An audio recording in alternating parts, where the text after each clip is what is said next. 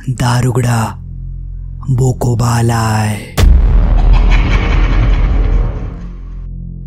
मंडळी, तुमचा पुन्हा एकदा मालवणी बोको या यूट्यूब चॅनलवर स्वागत असा. आज आपण आपल्या सिरीजच्या 4थ्या गोष्टीक सुरुवात करणार असो. ह्यो जो सत्य अनुभव असा तो आपल्या एका सबस्क्रायबरच्या वडिलांका इलो होतो. ह्याच्या आधी आपण जी गोष्ट बघितलं ती गोष्ट सुद्धा आपल्या ह्याच सबस्क्रायबरनी पाठवलेली होती. तर आजची जी गोष्ट ती गाणगापुरात घडलेली होती. एका बाईच्या अंगात तब्बल 1-2 नाही तर 5-5 भूतांचा संचार होतो. आता तिच्यासोबत नेमका काय घडला तर आपण आज सविस्तरमध्ये बघूया. पण त्याआधी जर तुम्ही या यूट्यूब चॅनलवर पहिल्यांदा चिला असाल तर या चॅनल सबस्क्राईब करूक मात्र विसरा नको.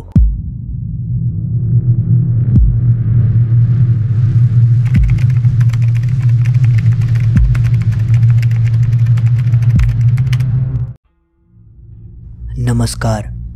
तुम्ही जर माझी आधीची गोष्ट ऐकला असाल तर तुमका माहिती असात की माझ्या बाबांका अशा सगळ्या गोष्टींचो खूप अभ्यास होतो. तर त्यावेळी झाला असा होता, माझे आई वडील दरवर्षी गाणगापूरच्या वारीक जायचे आणि ते त्या वर्षी सुद्धा गाणगापुराकच गेले होते. त्यावेळी असंख्य भक्तांनी गाणगापुरात गर्दी केलेली होती आणि त्या भक्तांमध्ये माझ्या बाबांचे खूप शिष्य आणि त्या शिष्यांचे नातेवाईक होते. ते सगळेजण माझ्या बाबांका खूप मानायचे. ते त्यांका गुरुजी म्हणायचे आणि जेव्हा जेव्हा माझे बाबा गाणगापुरात जायचे तेव्हा ते सगळे शिष्य त्यांच्या भेटीक न चुकता यायचे. तर त्यावेळी माझ्या आईवडिलांनी गाणगापूरमध्ये दर्शन घेतल्याने आणि त्या बाजूकच एक हॉल असा, त्या हॉलवर ते थांबले होते आणि त्याच जागी त्यांचे सगळे शिष्य त्यांच्या भेटीसाठी यायचे. तर एक दिवशी झाला असा की त्यांचे काही शिष्य त्यांच्या भेटीसाठी इले होते आणि त्या शिष्यांचे काही नातेवाईकसुद्धा होते आणि त्यात एक मुलगी होती जी सगळ्यांपासून जरा लांबच उभी होती.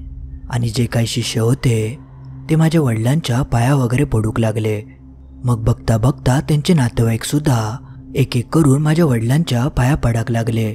पण ती जी मुलगी होती ती काय त्यांच्या जवळ येत नाही होती. तशी तिची आई तिच्या जवळ गेली आणि ती का हात धरून माझ्या वडिलांच्या दिशेने हाणूक लागली. पण तेवढ्यात त्या मुलीक काय झालं काय माहिती, ती इतकी मोठ्यान किंचाळली की संपूर्ण हॉल हादरून गेलो. सगळी लोका त्या मुलीकडे बघूक लागली. बघता बघता त्या मुलीन आपले केस सोडल्यान आणि ती अक्षरशः जमिनीवर लोटांगण घालूक लागली. तो प्रकार बघून माझे वडील लगेच म्हणाले, तिका हय घेऊन येवा. तसं 4-5 जणांनी तिका पकडल्याने आणि माझ्या वडिलांसमोर आणून बसवल्याने. पण ती काही बसाक तयार नाही होती. ती आपले हातपाय जोर जोरात आपटत होती आणि तिचा तर सगळा रूप बघून माझ्या वडिलांका समजला की एका बाहेरची काहीतरी बाधा लागलेली असा. तसं माझ्या वडिलांनी अंगारो काढल्याने आणि तो तिच्या समोर धरून त्यावर फुंकर मारल्याने तशी ती मुलगी जरा शांत झाली आणि जमिनीवर पडली. तशी तिची आई म्हणाली, हो गुरुजी, ह्या काय झाला? ह्याआधी तर ती अशी वागत नाही होती, मग अचानक तिका काय झाला? तसे माझे वडील म्हणाले, ही नक्कीच काहीची तरी बाहेरची बाधा असा आपल्याक बघूचा लागात. आणि सगळ्यात महत्त्वाची गोष्ट म्हणजे ती जी मुलगी होती तिची आई स्वतः ह्या सगळ्या करायची. कोणाक भूतबाधा लागली असात, बाहेरची इडापिडा असात तर ती त्या माणसांका ह्यातून सोडवायची आणि त्याचा मोबदलो देखील घ्यायची.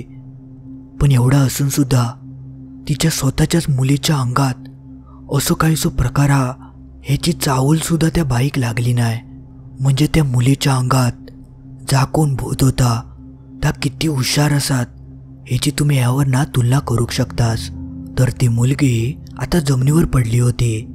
मग माझ्या वडिलांनी 2 दिवसाची मुदत त्या मुलीक दिल्याने आणि आपल्याकडचं काही अंगारो आणि एक धागो त्या मुलीच्या हातात बांधल्याने आणि ते तिच्या आईक म्हणाले, तुमच्याकडे 2 दिवस असत. 2 दिवस हिच्या अंगात जो कोण असा तो एका त्रास देऊ शकत नाही. मग त्या मुलीची आई होती ती आपल्या मुलीक घेऊन थैना निघून गेली पण तिच्याकडे फक्त 2 दिवस होते आणि त्या 2 दिवसात त्या मुलीच्या आईन खूप काय काय करून बघितल्यान. तिका आतापर्यंत जो काय अनुभव होतो तो सगळं तिने पणाक लावल्यान. पण तिच्या मुलीच्या अंगात जा काय होता त्या काय बाहेर पडला नाही. पण त्या बाईन जा काय केल्यान त्यामुळे तो जो कोण होतो तो अजूनच चिडलो. पण माझ्या वडिलांनी 2 दिवसाची मुदत दिलेली होती आणि ते बोलले होते की 2 दिवसात तो जो कोण असा तो एक त्रास देऊचो नाही. आणि त्यावेळी सुद्धा तसाच झाला. तो इतको चिडलेलो असून सुद्धा तो त्या मुलीक कायच करूक शकत नाही होतो. पण आता तर ती मुदत संपत इली होती आणि तिच्या आईक समजला की त्या गुरुजींनी दिलेली मुदत संपली तर माझ्या मुलीचा काय खरा नाही. म्हणून ती परत आपल्या मुलीक घेऊन माझ्या वडिलांकडे इली. पण तोपर्यंत माझे वडील परत घराकडे इले होते. तर ती बाई सुद्धा आपल्या मुलीक घेऊन आमच्या घराकडे इली. कारण तिका माहिती होता की या सगळ्यातून माझे वडीलच तिका बाहेर काढूक शकतात. ती मुलगी आणि तिची आई माझ्या घरात इली तेव्हा माझे वडील समोर नाही होते. मी त्यांका बसाक सांगितलंय. पण जसे माझे वडील खोलीतून बाहेर इले आणि जेव्हा त्या मुलीन माझ्या वडिलांकडे बघितल्यान तशी ती मोठमोठ्यान रडाक लागली. आपले हातपाय आपटूक लागली जसा की तिच्या अंगातले भूताक समजला असात की आता तिच्यासोबत पुढे काय घडतला. तसे माझे वडील पटकन त्या मुलीच्या आईक म्हणाले की तिचे केस सोडा. तसे तिच्या आईन त्या मुलीचे केस सोडल्यान आणि ती का माझ्या वडिलांच्या समोर बसवल्यान. तशी ती गुरगुराक लागली पण तिचा आवाज जरा वेगळाच होतो.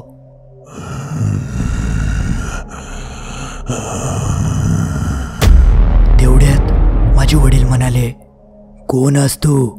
तू हिच्या अंगात काय करतं? पण त्यावर ती कायच बोलली नाही. ती एकटक माझ्या वडिलांकडे बघत होती. परत तेच प्रश्न माझ्या वडिलांनी तिका विचारल्याने पण तिच्या अंगात जो कोण होतो तो एक जात तोंड उघडूक तयार नाही होतो. तसे माझ्या वडिलांनी डोळे बंद केल्याने आणि मनातल्या मनात मंत्र पुटपुटूक लागले आणि बघता क्षणी त्यांच्या अंगात देवाचं वार यायला. त्यांचे हातपाय थरथर कापाक लागले आणि क्षणार्धात तिने डोळे उघडल्याने त्यांच्या डोळ्यात एक वेगळंच राग दिसत होतो. ते म्हणाले, कोण आहेस तू? तुका नाव सांगायचाच लागतला. तशी तिची मुलगी होती. ती मोठमोठ्यान हसाक लागली. ती मधीत हसायची तर मधीच मोठ्यानं ओरडायची आणि तिचा तो भयंकर आवाज ऐकून आमच्या आजूबाजूच्या सगळ्या जणांनी आमच्या घराकडे धाव घेतल्याने आणि एक एक करून आतमध्ये नेमका काय घडता ता ते बघूक लागले. तशी ती मुलगी परत हसाक लागली. तेवढ्यात माझ्या वडिलांनी तिचे केस पकडल्याने आणि म्हणाले, कोण आहेस तू? तू तुझं नाव सांगतलं की मी माझ्या पद्धतीने शोधून काढू. पण त्यावर सुद्धा ती मुलगी कायच बोलली नाही. ती फक्त मोठमोठ्यानं हसत होती. तेवढ्यात माझ्या वडिलांनी त्या मुलीच्या कानाखाली जोरात मारल्याने तशी ती मुलगी हसाची थांबली आणि रागान माझ्या वडिलांकडे बघूक लागली. तेवढ्यात माझ्या वडिलांनी परत डोळे बंद केल्याने आणि ते म्हणाले, तू एकटो नाही, तुझ्यासोबत अजून 4 बायका असत. तुम्ही 5 जणांनी मिळान ह्या मुलीच्या अंगात संचार केलेलो असा. माझ्या वडिलांची ती भयंकर वाक्य ऐकान त्या मुलीच्या आईच्या पायाखालची जमीनच सरकली. म्हणजे तिच्या मुलीच्या अंगात 5-5 भूतांनी संचार केलेलो होतो आणि तिची थोडी सुद्धा चावल तिच्या आईक लागली नाही. तिच्या आईन अक्षरशः डोक्यावरच हात मारून घेतल्यान. पण एवढा सगळा घडून सुद्धा तो जो आत्मा होतो तो एक शब्द सुद्धा तोंडातून काढत नाही होतो.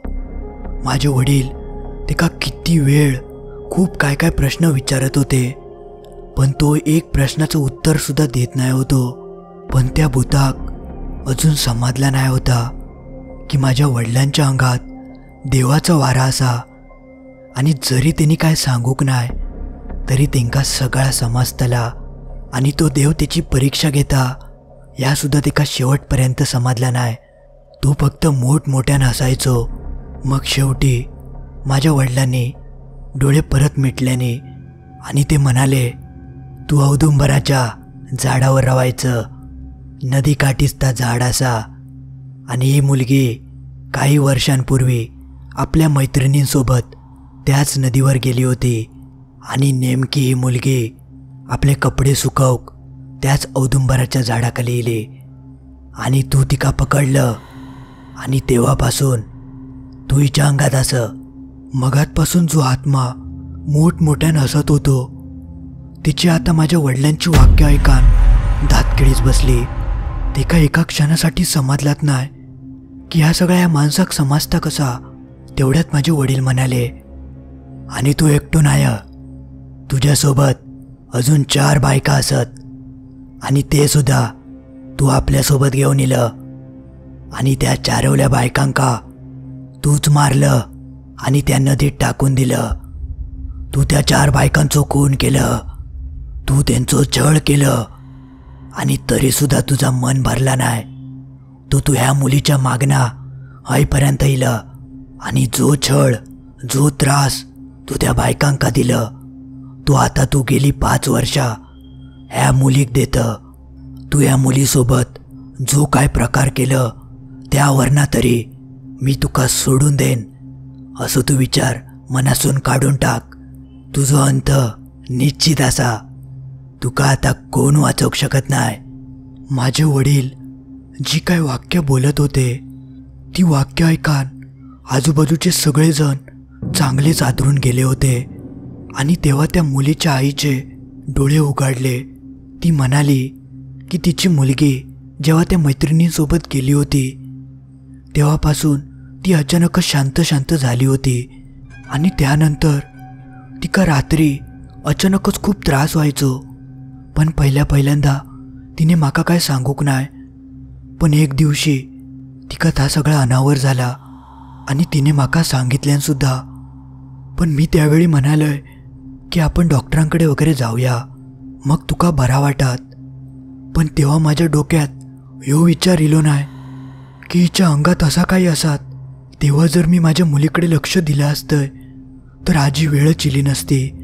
तेवढ्यात ती मुलगी एका बाईच्या आवाजात रडाक लागली आणि म्हणाली, सोडवा माका, सोडवा. ह्यो माणूस माका खूप त्रास देता आणि आता या मुलीक सुद्धा तू मारून टाकतलो. गाप, तुका कोणी बोलूक सांगितला मध्ये? तो सगळं प्रकार बघून सगळेजण एकदम शांतच झाले. तिच्या अंगात जो माणूस होतो तो बाकीच्या बायकांका बोलाक देत नाही होतो. पण तरीसुद्धा एका बाईन हिम्मत केल्यान पण तरीसुद्धा तिका तिने अडवल्यान कारण त्याच्याकडे ताकद जास्त होती. तो परत मोठमोठ्या हसाक लागलो. तसा माझ्या वडिलांनी परत त्याच्या कानाखाली वाजवल्याने आणि म्हणाले, तुझं नाव काय? नाव सांग माका. पण तो काय बोलत नाही होतो. तसे माझे वडील म्हणाले, वरसून नावा ना तुझा? तसं तो परत हसाक लागलो आणि म्हणालो, होय, माझं नाव विराज कुलकर्णी. मी 32 वर्षांचं होतय. माका बाईचा शरीर वया होता तेव्हा नाहीसे ही मुलगी थैली आणि मी तिका पकडलंय. तसे माझे वडील म्हणाले, तू काय काय केलं सगळ्या सांग आमका. तसं तू म्हणालो, माका आधी सिगरेट देवा मग मी तुमका सांगतय. तसे माझे वडील बोलले, तुका गावतला, तुका जा काय वया ता गावतला. पण आधी सांग, तू त्या 4 बायकांचं खून कशाक केलं आणि या मुलीच्या मागे कशाक पडलं? तू त्यांचं सुद्धा छळ केलं आणि त्यांका मारून टाकलं. सांग सांग पटकन, या तू सगळा कशाक केलं? पण त्यावर तो कायच बोलत नाही होतो. तो एकदम शांत झालो होतो. पण त्यांनी जा काय केलेला होता ता आता सगळ्यांका समजला होता आणि त्याची शिक्षा तेका तर होणारच होती. माझ्या वडिलांनी आपल्याकडची एक उदी काढल्याने आणि ती पाण्यात मिसळून त्या मुलीक जबरदस्ती भरवल्याने. पण तो जो कोण होतो तो त्या पिऊक तयार नाही होतो. तो हातातला ग्लास उडवून द्यायचो, दात गच्च धरून ठेवायचो जेणेकरून त्या पाणी त्या मुलीच्या पोटात जाऊ नये. कारण तेका माहिती होता असा जर काय झाला तर तेका धोको असा. पण माझ्या वडिलांनी परत एक मंत्र म्हटल्याने आणि आपल्या हातातली उदी तिच्या डोक्यात फासल्याने तेव्हा ती परत शांत झाली आणि त्याच संधीचा फायदा घेऊन त्यांनी ती उदी पाण्यात मिसळून त्या मुलीक दिल्याने जशी ती उदी त्या मुलीच्या पोटात जाता तसं तो माणूस मोठ्यानं आरडलो. तो अक्षरशः तडफडाक लागलो आणि जीवाची भीक मागूक लागलो. तेका कळून चुकला की आता माझा काय खरा नाही. पण माझे वडील थांबले नाही. त्यांनी पटकन एका पांढऱ्या रंगाच्या कापडात काही जळके कापूर, कच्चो पपई, बिबो, काळो टिको, हळद कुंकू, काजळ, 3 लिंबू आणि 3 नारळ आणि त्यासोबतच 1 सिगरेट, न वापरलेली पॅन्ट आणि शर्ट आणि त्या 4 बायकांसाठी हिरवे बांगडे, 4 चाफ्याची फुलं आणि 4 साडीये त्या फडक्यात बांधल्याने आणि कसले कसले मंत्र म्हणून त्या सगळा त्या मुलीवर नाव ओवाळून काढल्याने आणि त्या सगळा वाहत्या पाण्यात सोडूक सांगितल्याने आणि ते शेवटी असाव म्हणाले की त्या 4 बायकांका आता मुक्ती भेटतली. ती आता पुढच्या प्रवासाक जातली. पण ह्यो जो माणूस असा तेचो मात्र अंत होतलो. त्यांनी जा काय कृत्य केलेला असा त्याची शिक्षा तेका वरती जाऊन भोगूची लागतली. आणि ती शिक्षा इतकी भयंकर असा की त्याची कल्पना सुद्धा यांनी केलं नसतली. मग त्यानंतर माझ्या वडिलांनी जा काय करूक सांगितलेला होता ता त्यांनी केल्याने, त्या वाहत्या पाण्यात सोडल्याने आणि शेवटी माझे वडील म्हणाले होते की ह्या सगळा करून झाल्यावर त्या मुलीक गाणगापूरच्या मंदिरात नक्की घेऊन जावा. आणि त्या मुलीच्या आईनसुद्धा तसाच केल्यान तिका गाणगापूरच्या मंदिरात घेऊन गेली. ती मुलगी आता एकदम शांत झाली होती. तिच्या अंगासून सगळा काही निघून गेला होता. आणि त्यानंतर माका सांगा खूप आनंद होता की पुढच्याच वर्षी त्या मुलीचं लग्नसुद्धा ठरला आणि तिका आता एक लहान मुलगीसुद्धा असा. ती आता गुण्यागोविंदान संसार करता. तिका कसलो त्रास होत नाही. गेली 5 वर्षा तिची आई त्या मुलीच्या लग्नाचं बघत होती. पण तिचा कायच जुळून येत नाही होता आणि जुळून येलेलं लग्नसुद्धा अचानक मोडायचा. आणि ह्या सगळा तिच्या अंगात असलेल्या त्या माणसाच्या भूतामुळे होत होता. तो तिचा लग्न होऊक देत नाही होतो कारण ते का ती हवी होती.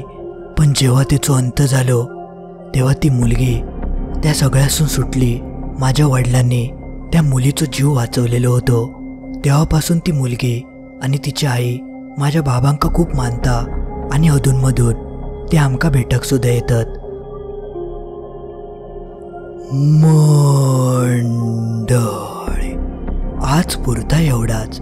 तुमका हे अनुभव कसो वाटलो त्या कमेंटमध्ये नक्की कळवा. आणि आपल्या मित्रमैत्रिणींका हे व्हिडिओ शेअर करूक विसरा नको. आणि तुमका जर व्हिडिओ आवडलो असात तर नक्की लाईक करा आणि सबस्क्राईब तर तुम्ही केला असालच. चुकान जर कोणचा रावला असात तर लगेच सबस्क्राईब करून टाका. चला तर मग आपण लवकरच भेटाया बुधवारी ठीक रात्री 10:30 वाजता.